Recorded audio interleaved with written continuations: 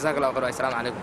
هذا أفكا أما لقطة ودونها كهضلا دينتنا عضوين هرتا لقفك خلافة إن لقى سهر جيستا واجب إن شاء الله تعالى وحيالها دعيين إنه كقيلنا أو كسهر جيزنا أو علماء كفت وضان أو مالك استلقى هذا واجب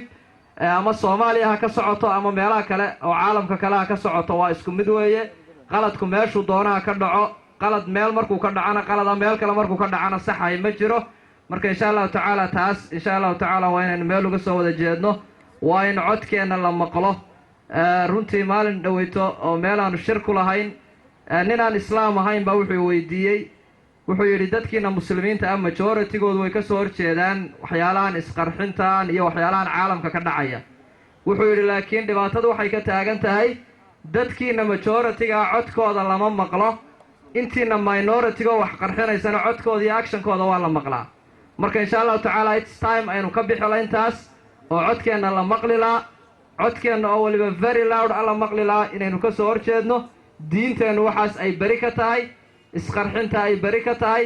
qabiilka ay bari ka tahay dad loo laayo madaxtinimo ay bari ka tahay dad loo laayo qabyaalada ay bari ka tahay dad loo laayo dana gaara ay bari ka tahay insha Allah ta'ala taayna meel uga soo wada jeedno